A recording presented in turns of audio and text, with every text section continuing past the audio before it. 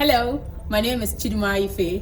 I earned a bachelor's degree in food science and technology in Nigeria, and I'm passionate about how science can support farmers. I came to the United States to pursue a master's degree in sustainable food system, and I'm also currently pursuing a PhD in individual interdisciplinary. One thing that fascinates me is how much American loves chocolate. Montana State University is a public land-grant research institute in Bozeman, Montana, and we collaborated on this project with two other universities, North Carolina State University in the United States and Nnamdi Azikiwe University in Nigeria. Our project aims to tell the story of how indigenous knowledge might have interacted with modern science to shape the evolution of sustainable cocoa value chain. We also created learning resources for the food science community with a USDA-funded team. Despite being the world's fifth largest cocoa producers, there is less knowledge about chocolate making process amongst Nigerians. My team and I were thrilled to learn about American Heritage Chocolate, Forrest E. Junior History Chocolate Research Grant, with its focus on exploring and uncovering chocolate global history and cultural heritage. The journey to Nigeria was a thrilling quest to unearth the rich heritage of cocoa farmers and chocolatiers. Ondo State is the largest cocoa growing state in Nigeria, and generational involvement is their hallmark. We will hear from the farmers on how they have passed down this indigenous knowledge from one generation to another. His grandfather gave it to his father, and his father gave it to him too. I was born inside.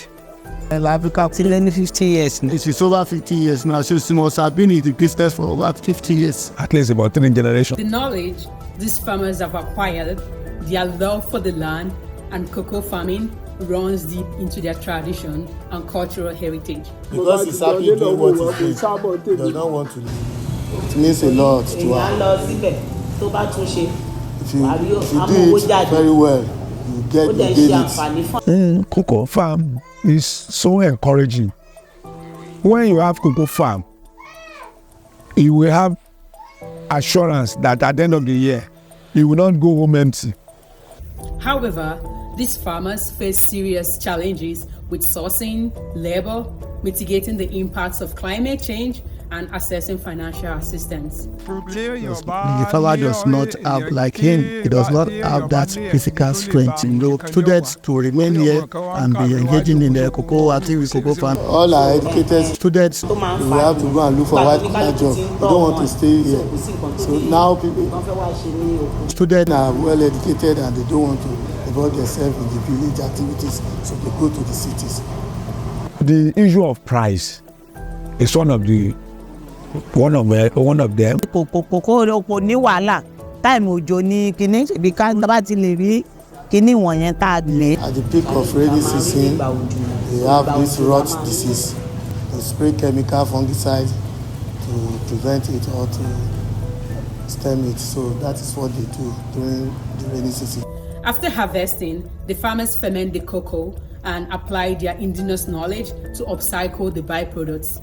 All elements of the cocoa are utilized. The pods are used in making black soap.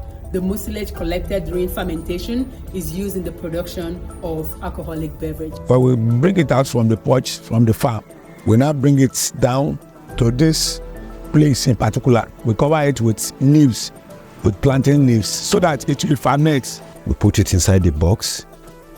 Then for 6 days. The 6th day, we move it out. After the fermentation, after the 5th day, they sun dry it. One bag, yes, in a bag. You put it in it. That cocoa bag.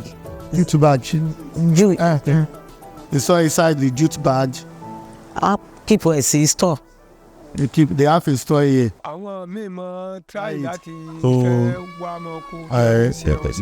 Manufacture local soap. This is a bathing soap. It is called Dudunosun, a black soap made from cocoa pods.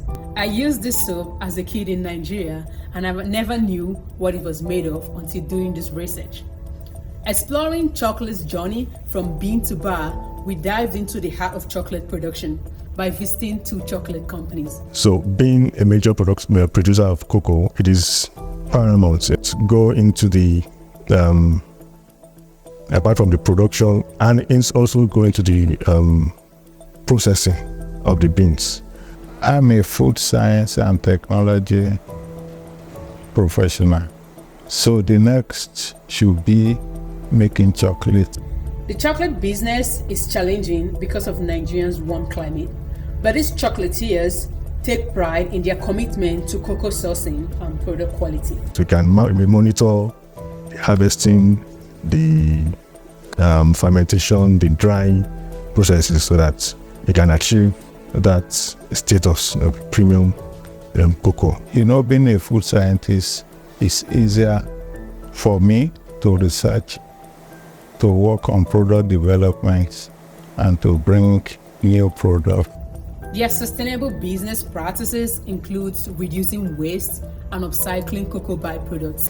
It can be used for feeding, livestock feeding, especially piggery. Use it as well. Use it for as one of the ingredients for making polish. So the shell are sold to other users who use them as their raw materials.